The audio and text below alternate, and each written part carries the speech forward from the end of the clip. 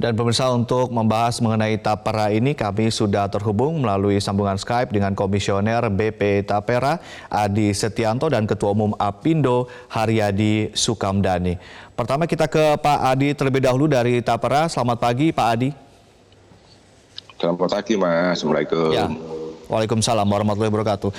Pak Adi, ini terkait dengan Tapera, sejumlah kalangan di masyarakat menyamakan atau mengatakan ini mirip dengan Jam Sostek dan juga BPJS Kesehatan karena sifatnya gotong royong.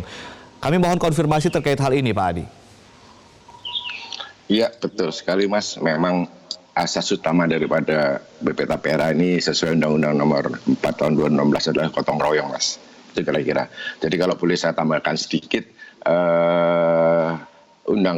BP Tapera ini hadir melalui Undang-Undang Nomor 4 Tahun 2016 deh. Ini melengkapi daripada Undang-Undang Nomor 1. Halo Mas? Iya. Halo? Silakan Pak. Nah, melengkapi dari Undang-Undang Nomor 1 Tahun 2011 tentang perumahan dan kawasan pemukiman, di mana sudah mengamanatkan dibentuknya tabungan perumahan rakyat. Hal ini juga untuk melengkapi sistem jaminan sosial nasional, di mana di situ sudah ada BPJS Kesehatan dan BPJS Tenaga Kerja. Dengan demikian, berdasarkan Undang-Undang Nomor 1 ini tentang tabungan perumahan rakyat itu melengkapi daripada sistem jaminan sosial nasional, Mas. Itu kira-kira seperti itu, Mas, hubungannya, Mas. Baik. Baik, Pak Adi, ini kan tujuan utamanya adalah mengatasi backlog begitu ya. Berapa backlog yang kemudian ditargetkan mampu diatasi dengan program Tapera ini? Salah satu untuk membantu mengatasi backlog karena ada banyak program gitu Mas, kira-kira Mas. Nah, kami ditugaskan oleh komite untuk membangun BP Tapera sebagai badan baru yang kredibel. Fokus utamanya adalah melayani peserta ASN ex Bapetarum, Mas.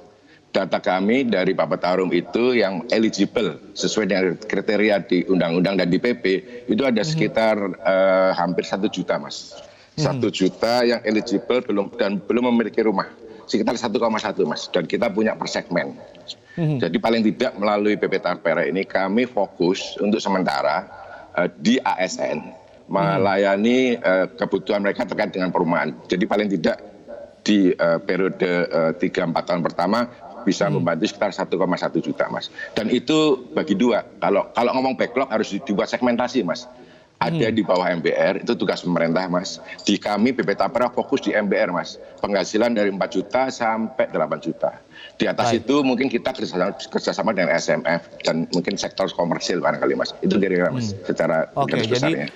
Periode 3-4 tahun ke depan 1,1 jutaan begitu yang menjadi akan dikelola oleh BP Tapera untuk ASN. Ya. Baik. Ya. Untuk ini kan memang ya, Mas.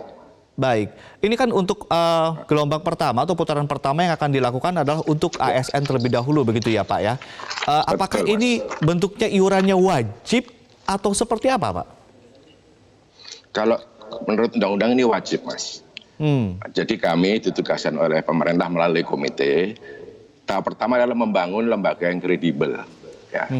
Kemudian fokusnya di ASN. Kenapa ASN? Karena dulu tabungan wajib ASN itu pakai Bapetarum, Mas. Nah, dari situ dikonversi menjadi peserta pertama BP Tapera. Diharapkan dengan eksersis melayani peserta PNS ASN ex Bapetarum, kita bisa memberikan value yang mungkin lebih baik daripada yang sebelumnya, Mas. Kira-kira seperti itu, Mas. Baik, Pak, ini kan selama ini memang ada potongan BPJS Kesehatan, BPJS Ketenagakerjaan, alias Jam Sostek begitu ya. Sekarang ada potongan, selain potongan ini dan potongan itu sekarang ada juga untuk Tapera. Ini bagaimana kemudian BP Tapera meyakinkan kepada para pekerja bahwa ini memang ini memang untuk mereka dan kemudian mereka terlibat secara aktif di program ini? Kita kembali ke asas prinsip gotong royong, Mas ya. Memang betul sekali banyak teman-teman khususnya di tempat Pak Apindo, Pak Haryadi terkait dengan iuran BPJS TK. Di sana kan ada MLT, program manfaat layanan tambahan, yang fokusnya di perumahan. Dan kita dengar ngobrol dengan teman-teman itu belum berjalan efektif. Tapi kalau untuk pengusaha, untuk swasta, sudah ada perjanjian dengan Apindo, ada Windows 7 tahun, Mas. Jadi begitu PP terbit, tahun ke-7 baru mulai, Mas.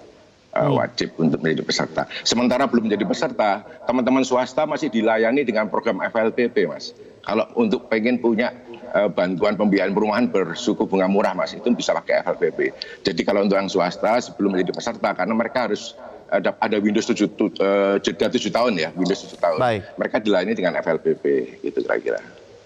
Baik, ini kan awalnya akan diterapkan pada ASN, lalu kemudian nanti periode berikutnya akan ke BUMN, dan terakhir akan diikut sertakan kepada karyawan-karyawan swasta.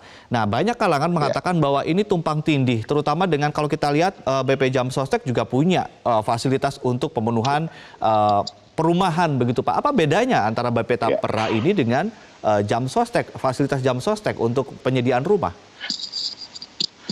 Di Jam Sostek itu kalau untuk rumah adalah hanya fasilitas manfaat layanan tambahan, Mas. Fokusnya tidak ke sana sebetulnya. Itu dulu yang nomor satu. Nah, kalau kita melihat pelaksanaan di berbagai negara, kita lihat dulu ya, Mas. Di sana ini sistem jaminan sosial telah menyertakan aspek perumahan di dalamnya. Jadi kalau di negara lain, begitu karyawan dipotong itu untuk kesehatan, untuk pensiun, jaminan kecelakaan kerja atau tunjangan hari tua, dan untuk perumahan itu satu paket, Baik. Nah, makanya di sini Tapera keluar melengkapi itu, Mas. Sekarang kan sistem jaminan kita kan baru ada kesehatan dan tenaga kerja. Nah, sekarang ditambah dengan perumahan. Jadi sebetulnya ini melengkapi, Mas, dalam rangka untuk menjalankan amanah Undang-Undang Nomor 1 2011 itu, Mas. Kira-kira seperti itu, Mas. Baik, Pak Adi, ini ada satu statement yang kemudian mungkin kita ingin Pak Adi dan juga pihak dari Pak Adi untuk mengkonfirmasinya. Ini ada statement dari fraksi Partai Demokrat di DPR menyebutkan bahwa iuran Tapera merupakan ajang pemerintah untuk mencari uang saja. Apa jawaban dari pihak Anda? Kita harus melihat ini, itu jelas kok di PP ya, Mas Nensel, Mas. Jadi sesuai dengan Undang-Undang Nomor 4 tahun 2016, dana Tapera hanya dapat digunakan untuk pembiayaan perumahan bagi peserta dan mengembalikan simpanan peserta beserta hasil pembukanya pada saat mereka berakhir sebagai peserta. Jadi jelas dana yang kita kelola ini untuk peserta dan dikembalikan pada peserta. Ya itu kira-kira, Mas. Jadi memang tujuannya dibentuk seperti itu. Karena begini, untuk perumahan, kan perumahan itu kalau KPR bisa tenor 25 tahun, 30 tahun. Ya mesti kalau yang komersil, ngandalkan komersil, mahal, Mas, bunganya. Nah, supaya berbunga murah, kita mengelola dana jangka panjang, berkelanjutan lewat sistem tabungan dengan cara gotong royong itu, Mas. Kira-kira seperti itu, Mas. Selain tadi ada penolakan dari pihak pengusaha, penolakan juga kalau saya lihat dari sejumlah masyarakat dari kalangan menengah begitu ya. Mereka mengatakan bahwa program ini menganak-emaskan rakyat bawah tapi merugikan kelas menengah yang kini juga banyak dari kelas menengah ini yang belum punya rumah, Pak. Jawaban dari Anda seperti apa? Oke, jadi memang Undang-Undang Tapera ini fokusnya memang MBR, Mas. Kita harus sama-sama menyadari kenyataannya bahwa masyarakat MBR ini akses untuk mendapatkan pembiayaan berbunga murah itu nggak gampang, Mas. Banyak persyaratan. Saya sebelumnya di PTN, Mas, sebelum di sini 3 tahun. Jadi saya lihat hanya untuk memiliki rumah itu syaratnya ribet, Mas Nusel, Mas. Jadi diharapkan dengan menjadi peserta ini dengan cara gotong royong ya antara yang mampu dan yang kurang beruntung dalam hal ini MBR, kita kelola dananya, kita bisa memberikan fasilitas pembiayaan suku bunga murah. Nah, otomatis dengan menjadi peserta, bargaining position deal kita dengan mereka dengan bank lebih bagus, Mas, karena kan mereka jadi penabung kita. Jadi secara sederhana, kendala-kendala pada saat mereka sulit mendapat akses ke perbankan atau ke lembaga keuangan yang lain untuk pembiayaan perumahan, kami bisa mewakili mereka. Karena kami merepresent adalah penabung dalam hal ini MBR. Itu kira-kira seperti itu, Mas. Keuntungan untuk kelas menengah apa dong, Pak? Nah, memang banyak pertanyaan, Mas. Kami sudah berbicara dengan teman-teman perbankan, dengan SMF gitu ya, Mas. Untuk yang menengah, mereka uangnya kan pada saat mereka pensiun dikembalikan dalam bentuk simpanannya plus hasil pengembangannya, Mas. Itu kan. Dan kita kerjasama dengan SMF. Kita harapkan nanti untuk kelas menengah pun dengan dana yang kita kelola, kita bisa mendapatkan suku bunga yang paling tidak lebih kompetitif lah. Kompetitif artinya lebih terjangkau. Kira-kira seperti itu, Mas. Baik, value-nya, Mas. iya, Ya. ya, terima kasih Pak Adi Setianto, Komisioner BP Tapera telah memberikan informasi kepada kami di Metro Pagi Prime Time. Bagaimana reaksi dari pihak pengusaha dari Apindo, kita akan simak nanti perbincangannya usai jeda. Tetaplah bersama kami pemirsa di Metro Pagi Prime Time. Ya, pemirsa, iuran Tapera akan dibebankan kepada ASN untuk gelombang awal, lalu untuk tahapan berikutnya juga akan disertakan karyawan swasta. Lalu bagaimana dengan respon dari Apindo? Kita akan bergabung dengan Pak Haryadi Sukamdhani dari Apindo. Pak Haryadi, saya dengar Apindo menolak Tapera ini. Konfirmasi dari Anda seperti apa? Iya Mas, jadi kami itu konsisten dari sebelum undang-undang itu disahkan di 2016. Kenapa kami dari awal, dari pembahasan kami sudah menolak? Karena yang namanya Tapera ini adalah adalah jaminan sosial, di mana secara struktur saja itu harusnya masuk dalam sistem jaminan sosial nasional kita. Dari awal itu yang namanya Tapera, yang namanya tabungan Mas, khusus untuk pekerja dan pekerja mandiri, itu sudah ada di dalam BPJS Ketenagakerjaan. Bahkan di dasar hukumnya ada, yaitu di samping Undang-Undang SJSN sendiri ya, Undang-Undang 40, ada juga di dalam PP nomor 46 dan PP 55. PP ini dua-duanya tahun 2015. Yang intinya memberikan peluang kepada BPJS Ketenagakerjaan untuk mengelola dana jaminan hari tuanya sebesar 30% Mas. Itu untuk dana perumahan pekerja. Di mana di situ termasuk juga pekerja mandiri. Jadi kalau kita melihat dari strukturnya saja, Tapera ini kan muncul belakangan. Saya mau bilang bahwa inilah ketidakkonsistenan dari penyelenggara negara kita. Bagaimana mengelola sistem jaminan sosial itu untuk menjadi satu kesatuan, Mas. Solid penggalangan dananya begitu. Ini yang kita tentang, buat apa kita bikin badan baru, lalu menambah iuran baru, yang pastinya itu akan memberikan beban baru, baik pada pekerja maupun juga bagi pemberi kerjanya. Dan kita sebagai pemberi kerja, Mas, kalau kita hitung secara in real, itu udah 30% Mas, tepatnya 30,04%. Itu berisi dari jaminan sosial, sudah kita bayar, upah sundulannya, dan juga hitungan aktuaris terkait dengan PSAK 24. Jadi kita ini bebannya udah besar gitu. Jadi kalau ditambah lagi sesuatu yang sebetulnya itu bisa dioptimalkan di manfaat layanan tambahan BPJS Ketenagakerjaan, kenapa harus bikin baru? Itu yang selalu menjadi keberatan kami, begitu Mas. Ya. Baik, Pak Haryadi, dalam beberapa waktu ke depan kan ini juga akan diterapkan pada ASN, lalu kemudian juga kepada pegawai BUMN, dan akhirnya nanti akan diterapkan juga pada pihak swasta atau karyawan swasta. Artinya mau tidak mau swasta juga dituntut untuk melakukan hal yang sama. Apa yang akan dilakukan oleh pihak Anda?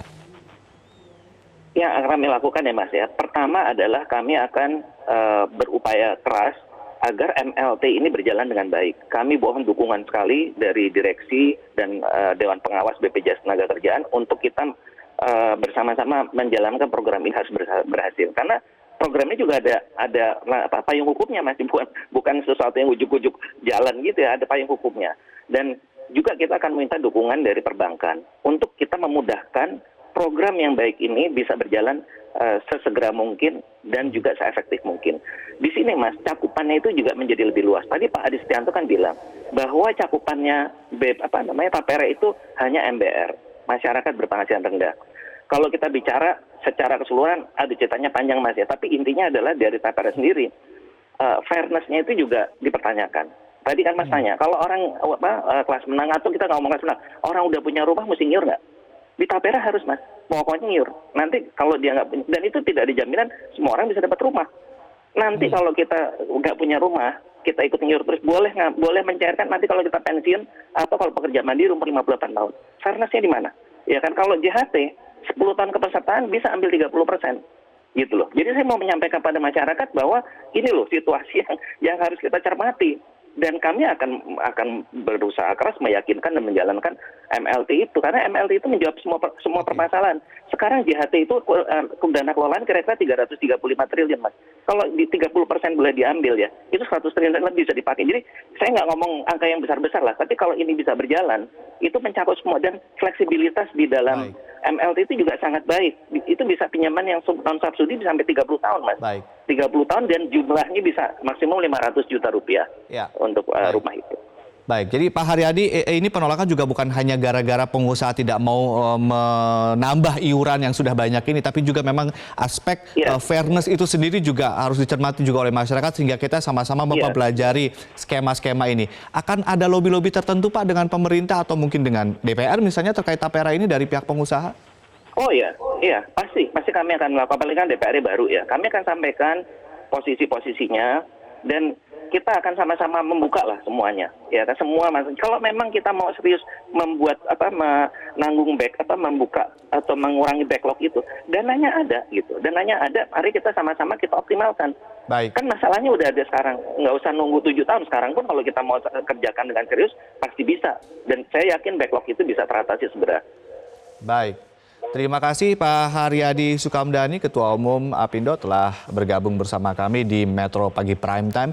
Kita akan lihat bagaimana perkembangan untuk penerapan dari tapera ini. Apakah nanti akan juga menyasar ke swasta atau hanya menyasar ke ASN. Dan juga kita akan lihat juga mungkin nanti kita ada kesempatan lain untuk mendengar aspirasi dari masyarakat terkait dengan tapera dan bagaimana pemenuhan kebutuhan rumah untuk masyarakat. Terima kasih sekali lagi.